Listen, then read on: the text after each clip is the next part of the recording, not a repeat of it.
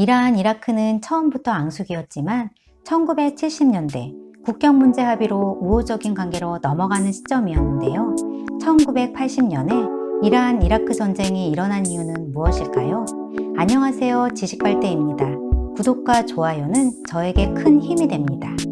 이란은 1979년 이슬람 혁명으로 친미 친서방주의였던 팔라비 왕조가 무너지고 호메이니의 시아파가 정권을 잡습니다. 그 당시 중동 대부분의 국가, 사우디, 이라크, 쿠웨이트 등은 경제 발전을 위해 친서방 정책을 추진하고 있었고 이슬람 혁명으로 친미, 친서방 정부가 붕괴되자 중동 국가들은 자신의 정권에 대해 불안을 느끼기 시작했습니다. 더군다나 이란의 호메이니는 이슬람 혁명을 다른 나라에 퍼뜨리려 공작을 했는데요.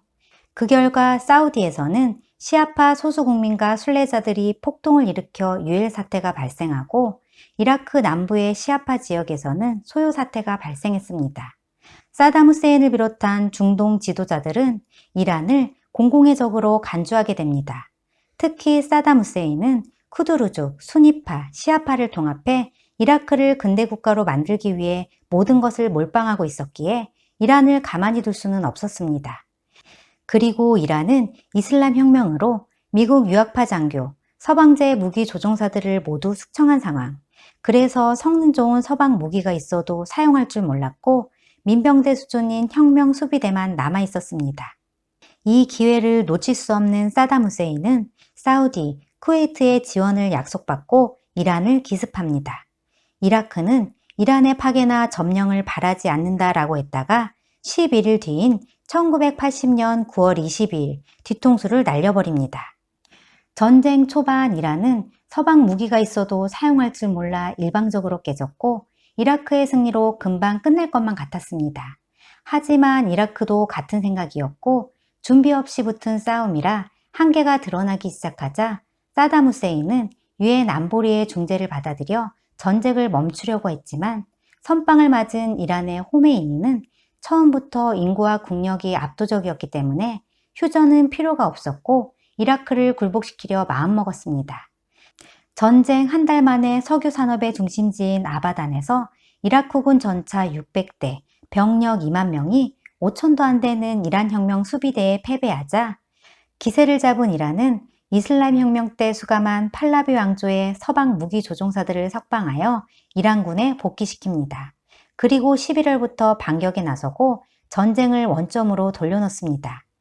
점점 전쟁이 이란에 유리하게 흘러가고 1981년 4월 3일에는 747 조기 경보 통제기, 707 공중급유기, F4, F14를 총망라한 스트라이크 패키지를 구성해 이라크 공군의 H-13 비행장을 공습해 50기의 전투기를 파괴하고 1982년 5월 대반격으로 이라크군 1만 명을 포로로 잡아버립니다.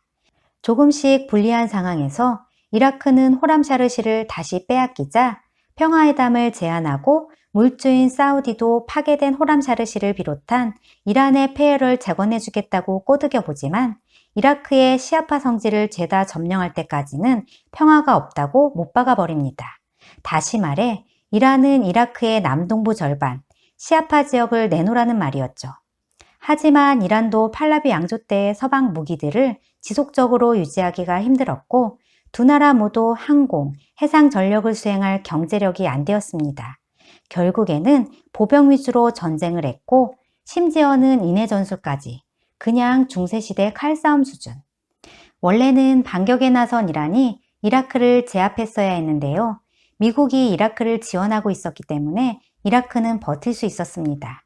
나중에는 이란이 다시 반격하여 이라크를 점령지에서 쫓아내고 후세인 정권 추출을 외치며 이라크의 석유 파이프라인과 항구를 봉쇄하는데요.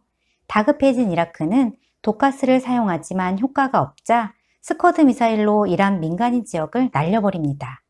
빡친 이란은 중국과 북한에서 스커트를 수입해 이라크에 날려버립니다. 이 와중에 북한은 비밀리에 이란과 군사 관계를 맺고 이란을 지원한 대가로 이라크군의 미사일 잔해로 스커드 C형을 개발합니다.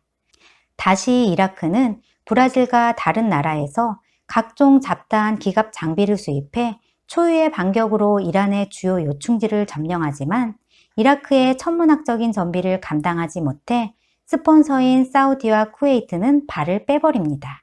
쪽박을 찬 후세인은 열이 받아 사우디와 외교를 단절해버리는데요.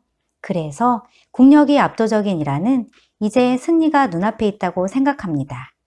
하지만 1988년 2월부터 이라크는 도시전쟁 작전으로 이란 수도 테헤란을 쑥대밭으로 만들고 1988년 5월 다시 이란에 쳐들어가 타격을 줍니다.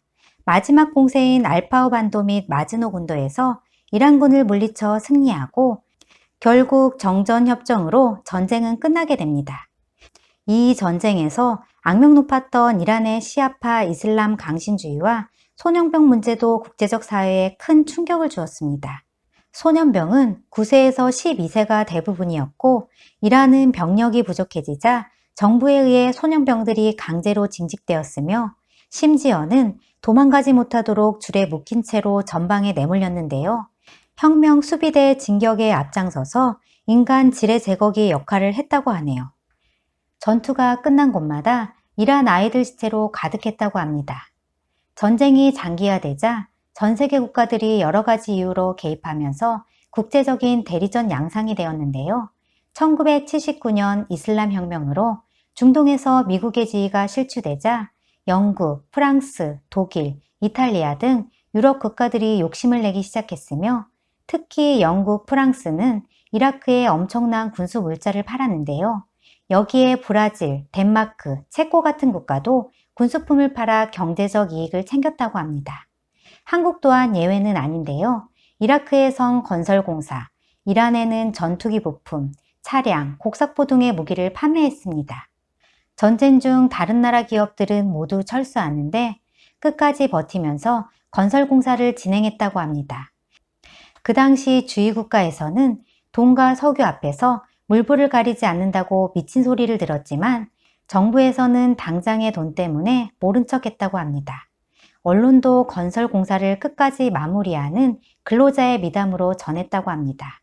당시 한국은 친미국가 중 이란에 무기를 판매한 유일한 나라였기 때문에 이 전쟁으로 이란과 한국의 관계가 돈독해집니다.